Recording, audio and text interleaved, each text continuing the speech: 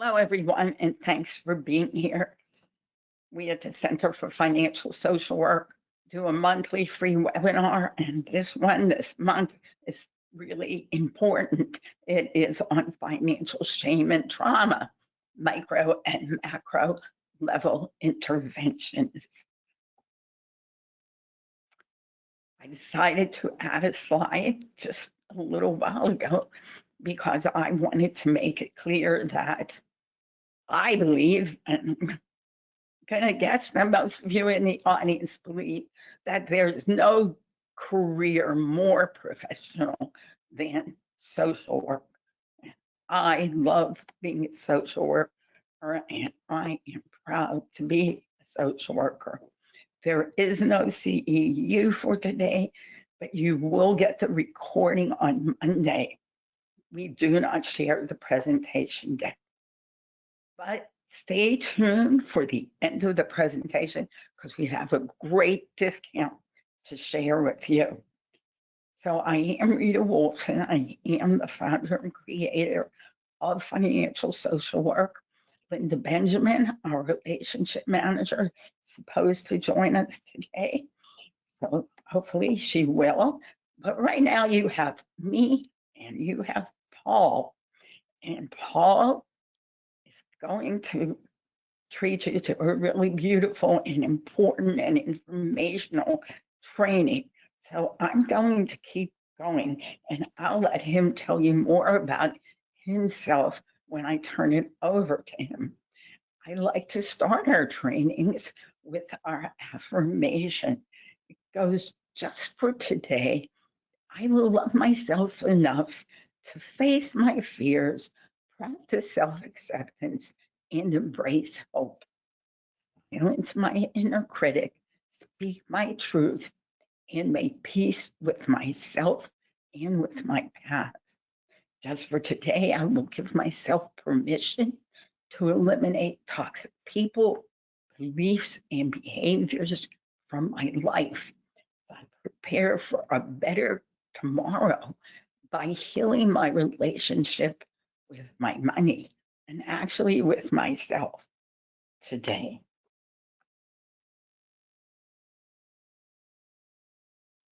I'd like to do an audience participation discussion.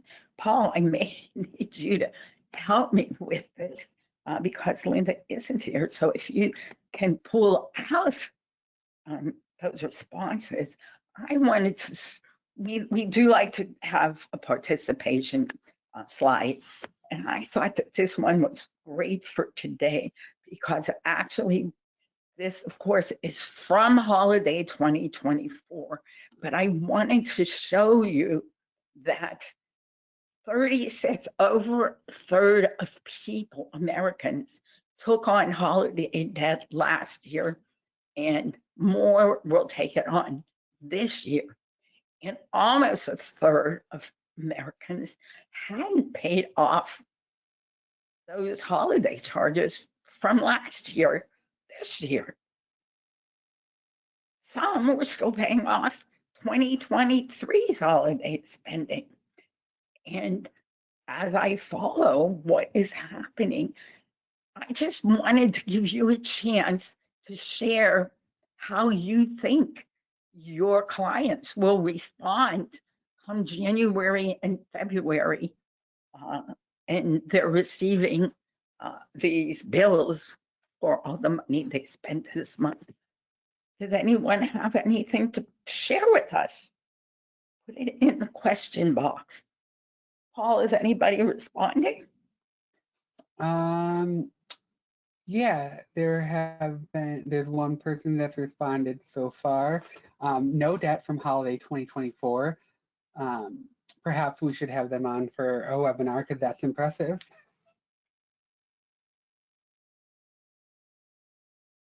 Would love to be able to share more of this data. Does anyone think it would be helpful to our clients and consumers if we did? I'm curious about that. Ooh, right now we have two other responses. No debt from college, but there's some credit card debt from someone. I learned long ago not to spend what I don't have, but times are so different when my kiddo was young. No definitely. holiday debt from 24. We have a great group of people here. Someone said They that it are would be, financial social workers. What do you think, Paul?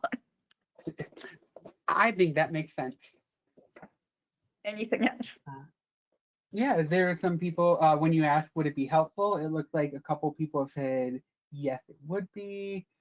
Um, yeah, it looks like most people are in a good place with the 2024 debt.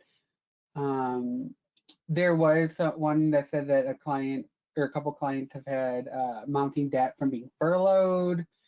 Um, so yeah, there's a really great amount of responses that are coming in. That's why I love doing this, Paul. I love people to have a chance to participate. And so we could talk about it at the end too. I think we'll have more time. But I wonder if anyone would show up if we tried to do a consumer-based data information session. Thanks, everybody. That was interesting for sure. So now we're going to just go through some slides, talk about the journey to financial social work. And I think as I was going through it before, and of course I've been through it many times, I found it so attuned to where we are today for having to talk about that social work as a profession. In 1909, Jane Addams started all of this. And in the 1960s and 1980s, Social Security Act, we as a country and a government were looking for ways to support Americans. And in 1935, social workers involved in responses to the Great Depression in halting financial hardship and social support. It was needed then. I kind of feel like it's needed more than ever now. In 1964, we had the Economic Opportunity Act, and it was the beginning of the war on poverty. We did not get nearly far enough, and we have so much further to go. The problem is we seem to be going backwards. In the 1970s and 80s, we did have the emergence of consumer credit, welfare reform debates, and economic dislocation was creating demand for more integrated financial support. And by the 80s, we had a lot of economic disparities, and social work had to begin to address housing insecurity, unemployment, inequity, social work, education. We started as a profession talking about financial capability, but that was not addressing emotional, behavioral, and systemic aspects. So the birth of financial social work as a distinct model happened in 2002. We have thousands of graduates across the country and internationally, and our structured model integrates financial education, behavioral change, emotional awareness, and trauma-informed care. It does sound like a profession to me. With COVID-19, there was mass unemployment, evictions, healthcare costs. There was a surge in demand for financial therapy, coaching, and financial social work. So looking ahead, we have more to do with professional recognition and integration. We want to expand it to health, mental health, and public policy because it's so desperately needed there. Equity-centered and trauma-informed approaches and technical innovation and access. That's what's happening for 2030. and our financial social work textbook launched a few months ago.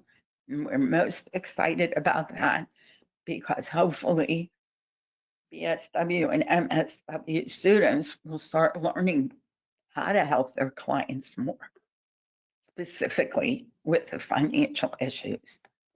So financial social work is at the intersection of so many different areas, and they're all involved in social work, but particularly financial social work.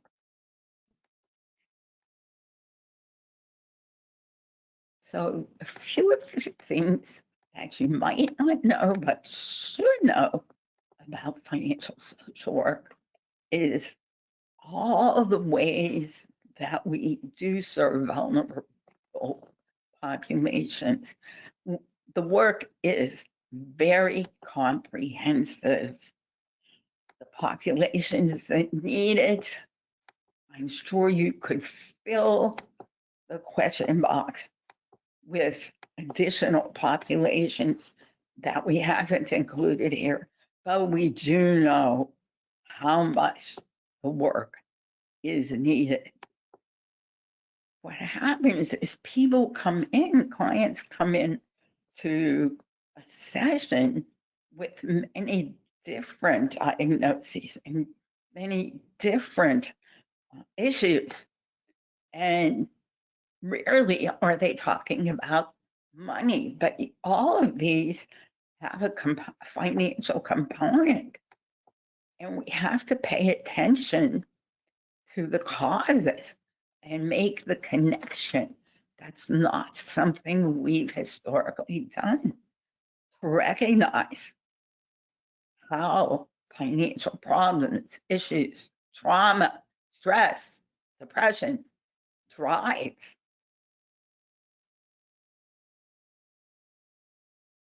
physical, mental, emotional, all types of problems that we have. So a simple truth, no one chooses to have money problems, but most people do.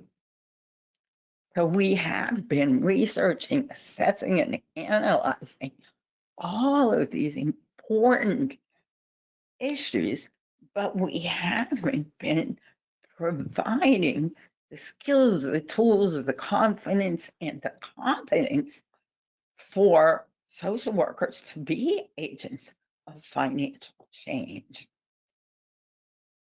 We need to do this because so many issues that clients come to us with have that financial piece. And we need to address the money, mental, physical, emotional, and social connections in clients' lives. So, a staggering number of men and women are unable to meet the financial expectations currently being placed on them.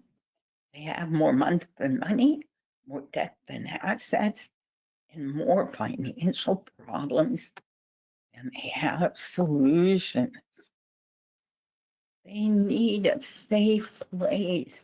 They need a non-judgmental space where they can go and talk about money, learn how to talk about money, learn how to manage money, learn how to take control of their money so that they can gain control of their lives. And now it gives me great pleasure to turn this training over to our guest speaker. Thank Okay, you so Paul. much, Rita. I cannot tell you how amazing that was for an opening. Can everyone see my screen right now? Oh, I think you have to put it up in presentation mode. Yeah. Hold on. Okay. Is it? This one. Yes, perfect. Okay, fantastic. So, hello everyone. Thank you so much for joining us today. Today we're going to be diving into something that affects every one of us and our clients, whether we like to talk about it or not, and that's financial shame and trauma. As Rita had said, money is one of the most universal stressors in the world, and yet it's often the last thing that people feel safe talking about. Some people would rather talk about their bathroom habits than their bank accounts. And you know what? There's reason for that. Today isn't just about budgeting or financial literacy, because if budgeting alone solved trauma, I wouldn't need to be here and y'all would have a much more relaxing afternoon. But I am, and you're here. So today is something about much deeper. How shame, trauma, systematic inequality, and learned patterns shape financial behavior, and how we as social workers and other helping professionals are uniquely positioned to help clients rewrite that relationship. Okay, hold on. I don't know why that's not showing up. Okay. So why this and why now? Financial trauma is not new, but the landscape right now is especially intense. People are navigating inflation, medical debt, confusing benefit systems, wage stagnation, housing shortages, and on top of that, we expect them all to manage this with a calm nervous system and an Excel spreadsheet. Um, Not going to happen. So when clients avoid checking their bank accounts or freeze when a bill arrives or slip into the self-blame, those are not personal failures. They are trauma responses happening inside systems that have not been safe or equitable for a very long time, if ever. And those systems don't impact everybody equally. Racism, transphobia, ableism, and classism create entirely different financial realities for a whole host of different people. We cannot fully address self-worth, stability, or safety without acknowledging money's emotional and systemic dimensions. Financial education alone doesn't change behavior. Shame, avoidance, and unprocessed trauma, blocks learning and decision making. And that's where social work's relational and trauma informed skills are vital. So today when we talk about financial trauma, we will look at both the micro, what's happening inside the person, and the macro, what's happening around the person, and the magic that happens when we connect the two. So in short, financial shame and trauma is both a physical and a mental health issue. All right. So we have our content itinerary here, some things that I hope that you'll learn, and then the learning objectives. All right. Understanding financial shame and trauma. So let's start with financial shame, because shame is really the emotional engine behind so much of what we see in our clients. So what do we know about shame? What is it?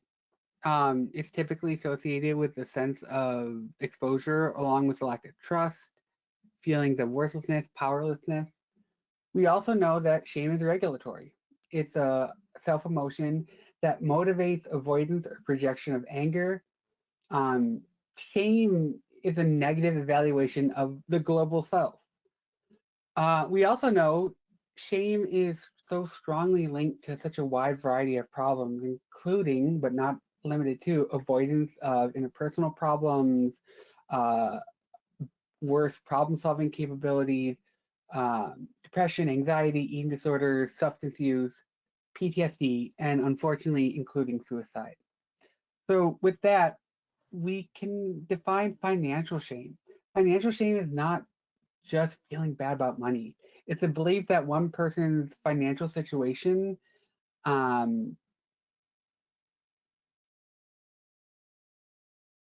is proof of a personal failure, is not rather proof of a personal failure or an inadequacy or even irresponsibility. Financial shame attacks identity. It attacks someone's self-worth. And importantly, shame thrives in secrecy.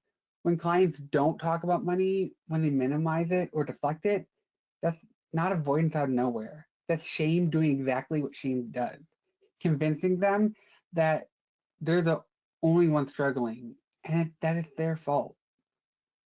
And that's not true. And to be clear, financial shame is not a diagnosis, but it might as well be, given how powerfully it shows up in the body, people's behavior, even their self concept. Shame may threaten the attachment system and general sense of belonging, and this is perhaps its essential source of pain.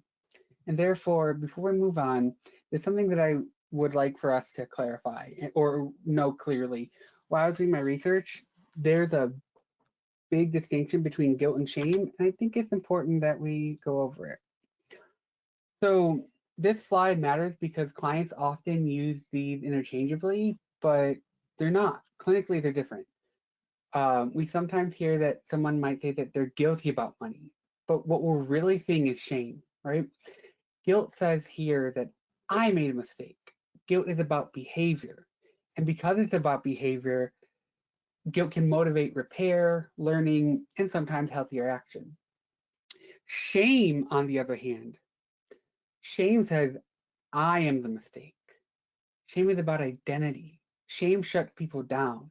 It makes them withdraw, hide, freeze, or avoid. It's the emotional equivalent of putting a blanket over your head and hoping the problem disappears. That usually doesn't happen. Um, Financially, this is a big thing. The distinction is huge. If someone feels guilty, they can say, I overspent. I need to adjust some things. They say they stay in this problem solving mode. If someone feels shame, they may say, I'm terrible with money. Why would I even try? Shame pulls the plug of their self efficacy. So when we hear clients collapse into these identity statements, that's our cue that shame, not skill deficits, is driving the behavior. Shame doesn't help people change, it shuts them down. And that shutdown is what leads into this cycle of financial shame. When you're emotionally or physically under that blanket, it's a form of avoidance. People are more likely to avoid financial conversations, hide their bills, and disengage entirely from the process and delay seeking support. All right, so what is trauma? According to the APA, the American Psychological Association, is any disturbing experience that results in significant fear, helplessness, dissociation, confusion, or other disruptive feelings that are intense enough to have a long-lasting negative effect on someone. Yep, that sounds like trauma.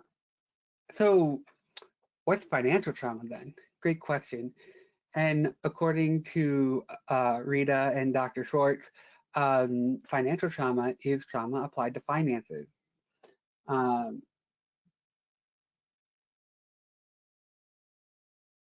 But I think there's a distinction that we need to make because shame and trauma tend to be connected, but they're not the same thing.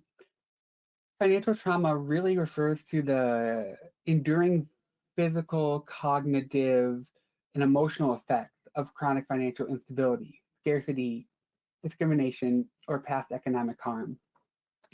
For example, these could be growing up in a financially unstable household, job loss, predatory lending, medical debt, or other systemic barriers that create generational poverty.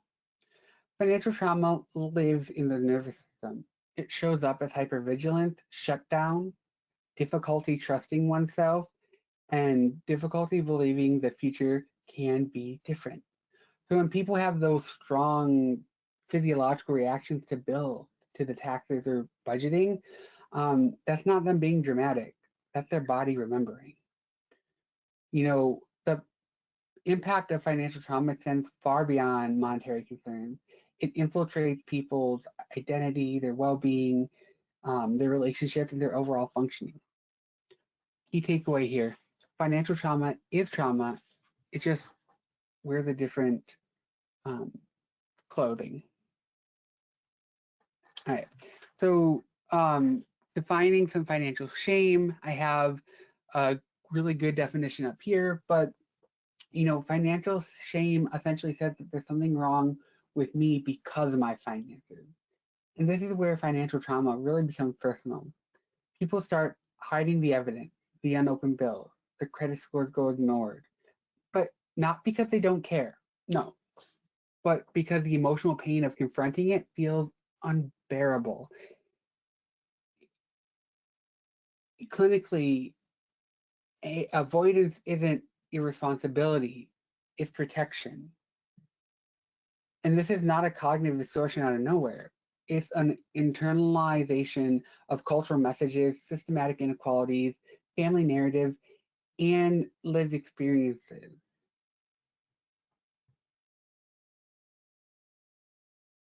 So in the literature, I think they go through really well, like a psychofinancial shame that I've illustrated here. I'd like to walk you through it.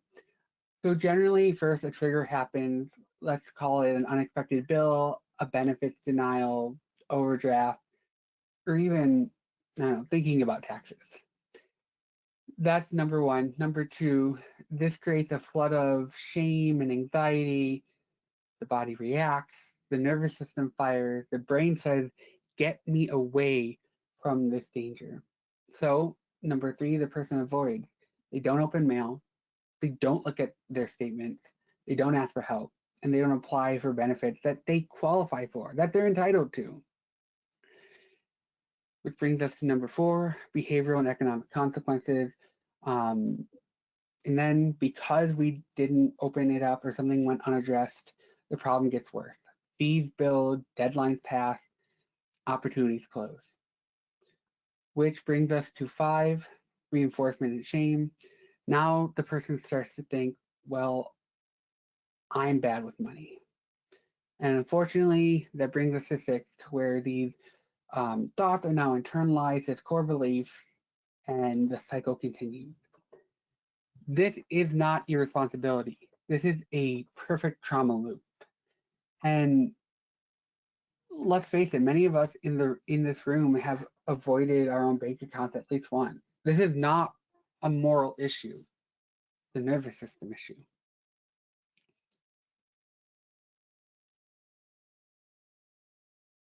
Oh, okay. Um, So what we see is this is not about numbers. It's about narratives, systems, and self-worth.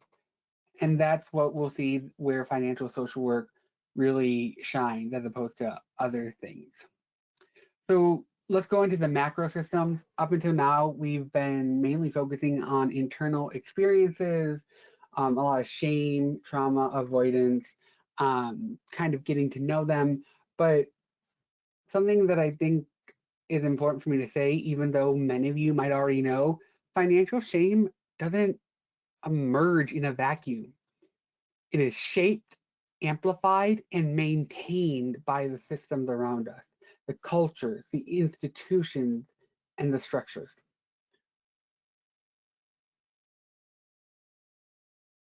Shame is shaped by the social messages, policies, and the cultural norms in the society that we live in that really moralizes money. So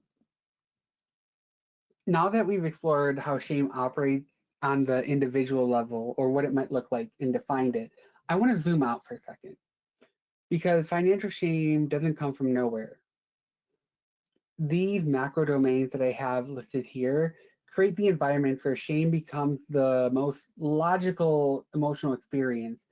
And when you look at them together, you can actually start to see how predictable these shame patterns actually are. First, I have policy and regulation. And I think this is a good place to start because these structures literally determine who is deserving and who is not. Think about things like means testing, complicated eligibility rules, benefits that punish people for earning slightly more, inequities between people who are on disability and have partners who earn more maybe, hours-long application processes, years if we're talking about disability, strict asset limits. This is very clear. These systems create the message: if you need help, you must have done something wrong. And that message breeds shame. And importantly, it disproportionately affects people navigating things like racism, classism, ableism, and other structural barriers. This shame isn't a personal failure, it is a policy outcome. And speaking of policy outcomes, we have two systems that are exactly that, outcomes of policy, which brings me to banking and credit. Um, because these systems are, this is a big player in producing financial shame. What's wild is that many people think this system is objective and neutral, when in reality, it has a very specific oppressive history. Let's go to credit scores for a minute. Credit scoring as we know it didn't really even exist until the late 1980s. Before that, banks literally used character assessments, personal relationships, and yes, even subjective judgments that often reinforced racial and gender discrimination.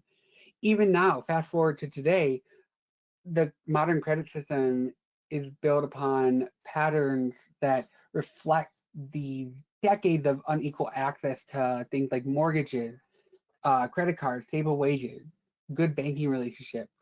These are the things that are used to build this generational wealth. Um, in looking at it like that, we can see that a credit score isn't really a reflection of character.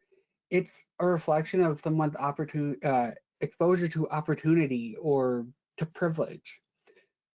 But most people would or do instead internalize the message that I'm irresponsible. I should know better. I'm a high risk. The system treats inequality as data, and people absorb it as their identity. Other things to consider include redlining from the 1930s, um, where neighborhoods were coded by risk, and spoiler alert, areas with Black, immigrant, or poor residents were marked as hazardous no matter what. The system determined who got loans, which neighborhoods were allowed to accumulate wealth, and who was shut out. So I thought that those were super important to include, um, because it really illustrates how, on a macro level, a big picture level, that this is not a personal failure. Um, People equate banking and credit scores uh, with like morality, neutrality, or responsibility, when actually they're a better predictor to access than of character. Um, when we are reduced down to a or three-digit number rather, shame becomes almost unavoidable. And when we internalize that, um, we start to see something else. Um, Transitioning into the broader economic system, capitalism. Um, Capitalism isn't just a bunch of conditions in the background. It directly shapes how people interpret their financial struggle, and especially in ways that reinforce shame through performance, productivity, and individualism. In this way, the system positions financial success as a moral achievement, something earned through discipline, hard work, and or personal grit. And if success is moralized, then so is struggle. But capitalism is not a test of character or even financial success. It's a system. And it's not even a good one at that, which is a personal opinion. Most of the wealthiest people today have inherited their wealth. They did not work for it. In a system built around pull yourself up by your bootstraps, people who struggle are taught if you can't make it, it must be your fault, which is incredibly disrespectful. Because if we think about it, over the past 40 years, we've seen things like wages stagnate, while the cost of living, healthcare, childcare, and housing have skyrocketed. Student loan debt exploded, job precarity increased, and the racial wealth gap hasn't closed. It's only widened. Most people are swimming upstream, not because they're bad with money, but because the economic river itself is getting faster. But capitalism frames these systematic conditions as individual shortcomings. If you're struggling financially, you're told to budget more, hustle harder, skip the lattes, and pull yourself up by your bootstraps, not to ask why the boots are so damn expensive in the first place. Shame thrives in a system that rewards silence and punishes vulnerability. Capitalism tells us that if you aren't financially secure, the problem is you. Individualism becomes the default lens. When clients say everyone else is figuring it out, I should be doing better. If I can't make it work, it must be me. They aren't describing their budget. They're describing the identity capitalism taught them to internalize.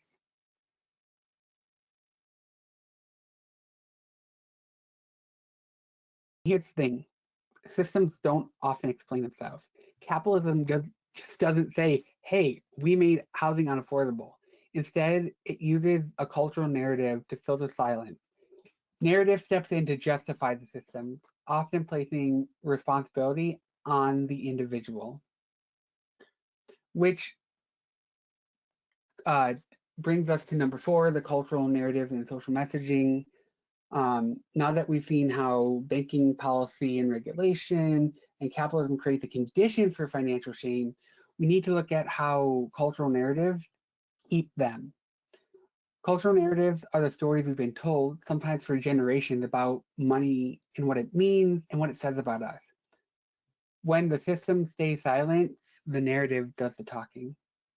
A couple that I found to be the most salient is silence as a cultural value, um, which can be bad because um, when an entire culture treats money as a taboo, people learn to deal with finances with fear and confusion, and they do it alone. And isolation is the perfect environment that maintains shame. You should already know this is another pervasive cultural narrative. It's probably one of the strongest shame-producing narratives that we have, that this knowledge should be innate. Um, but none of us were born with this knowledge. These aren't inherent systems. We created them. This narrative implies that not knowing equals failure. So instead of asking for help, people hide because the cost of disclosure feels too high. And we also need to name cultural narratives that are not neutral. Think about this again, the racism, the classism, xenophobia, ableism. Black, Indigenous, and other communities of color face stereotypes rooted in centuries of structural and economic exclusion, from redlining to predatory lending to wage inequality, things we talked about before. Immigrant communities, especially now, may experience narratives around being worthless or not deserving in their humanity robbed from them. And people with disabilities may face narratives about productivity or dependency. These stories don't reflect behavior, they reflect bias, but people internalize them anyway. And shame becomes layered, intersectional, and incredibly heavy. So when we look at these domains together, policy, banking, economics, and the broader system, and cultural messaging, we're not just seeing systems. We're seeing the blueprint for how financial shame is created and sustained. And once we understand the blueprint, we can actually intervene. So let's zoom in again. What does financial shame actually look like inside someone's life, their behavior, and their nervous system? Okay, still with me. Thank you. Now that we've looked at the macro landscape, let's go back and zoom in, because financial shame doesn't just exist out there, it shows up inside people, inside us. It affects our daily decisions, our bodies, our stress responses, and even our sense of identity. So the macro will give us the why, and the micro tells us the what and the how. So let's get into it. Okay. So here are some possible manifestations. When shame becomes internalized, it doesn't stay abstract. It shows up in daily life in really concrete and recognizable ways. We might see this as people avoiding opening mail, procrastinating on paying bills, even when they could, or refusing to talk about money. These are just to name a few. And these aren't just bad habits. They're protective strategies, ways people try to avoid the emotional pain that that the shame produces. Albeit, sometimes these, although protective, these strategies can be maladaptive. Breaking them down by quadrants that I have here for you, some ways that we can see this. When someone carries their long-term financial shame, their emotional behavior becomes highly sensitive to anything connected to money. Even hearing the word budget can trigger someone's anxiety or dread. Some of our clients might describe feeling hopeless or overwhelmed, but not because the numbers are impossible, because math will always math, but because shame has taught them that they are the problem. And perhaps at the core of that is that the fear of being seen as irresponsible. That fear can sit so deeply that anything financially related feels like a threat to their belonging, to their identity. This is why so many people say things like, I just shut down, or I feel sick when I think about money. These emotions aren't irrational, they're protective. And that's why attending to this shame and clearing it up allows us to be able to go deeper later.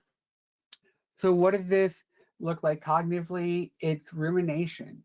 This financial shame rewrites the internal story, and people start adapting these global identity-based statements like "I'm bad with money."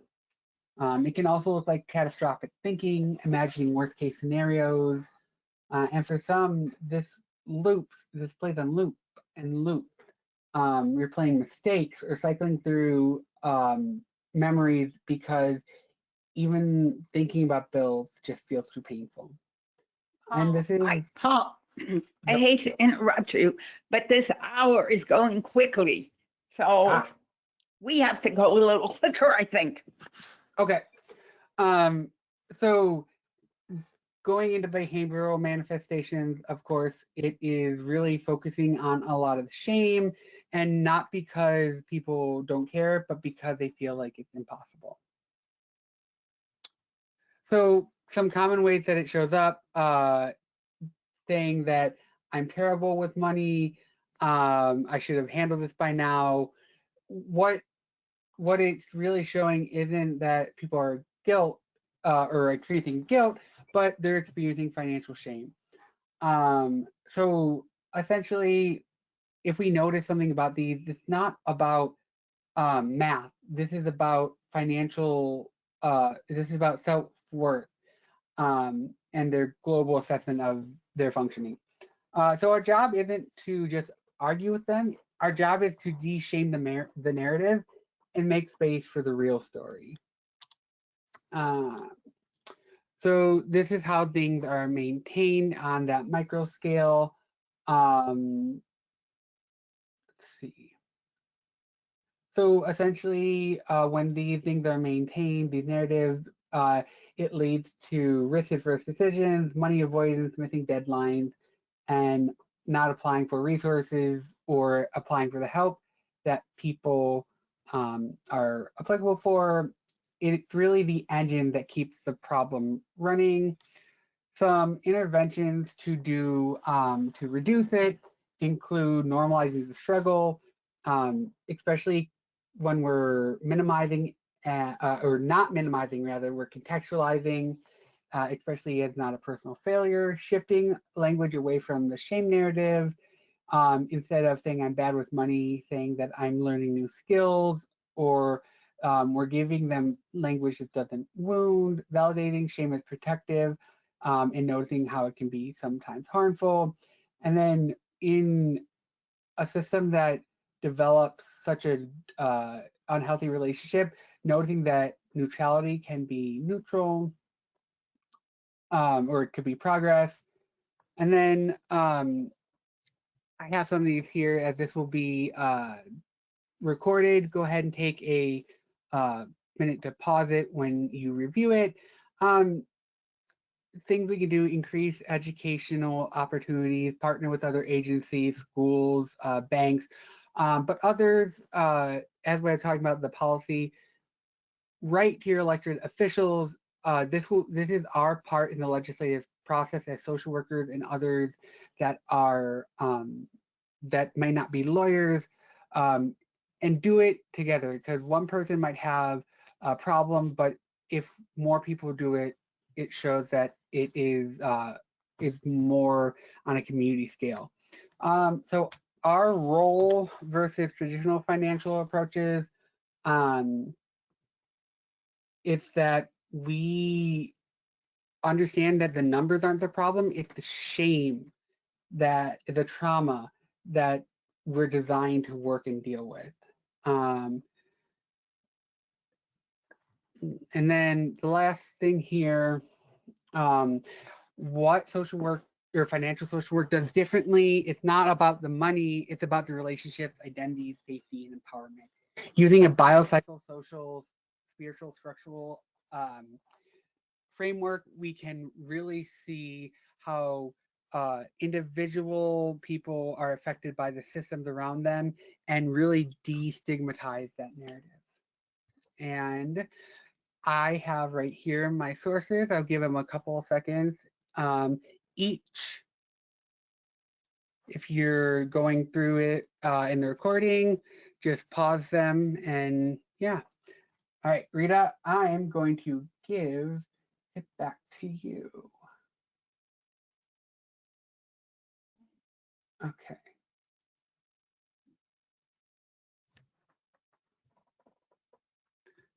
There we go.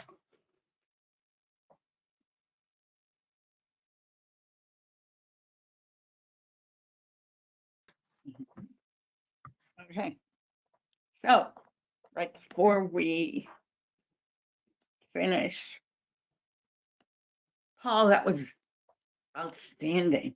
I'm so sorry I had to push it to finish early because that was the best. But let me tell everyone that's still with us that we have a 25% off discount on everything on the Financial Social Work website. And that includes our certification. And you can see that discount code because you need the discount code. That was the certification. These are our video courses, and they are quite wonderful. They include mini workbooks, and you can use all of this with your clients. These are other professional tools that we have.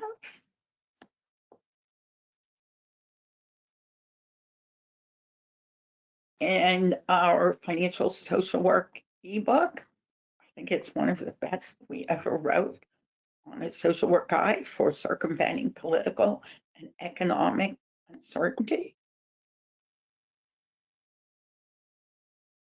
And we have webinars starting off again in 2026. If you register for them, if you can't attend, we do send you the video. So now, do we have any questions in the question box? Linda is here. Do you want to take the questions, Linda? I would be happy to take the questions. I know, Paul, everybody appreciated this presentation. It is very well loved, and the work you put into it is appreciated. I know you can see the questions as well. Paul, we get this question a lot, how you bill this on insurance when you work with clients. Do you want to address that?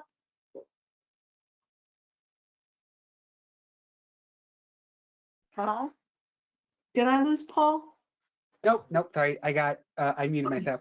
No, one of the great things that I've learned is that from a master's, like a clinical perspective, there's a lot of goodness here in that's CBT, like evidence-based. So what I've learned is that integrating it into a CBT framework is definitely helpful because um, the the certification lends itself to these skills, which can be behaviorally built. So I do it as a straight up 90834, 90837. I just do it as a add-on in the therapy session, not at its own code.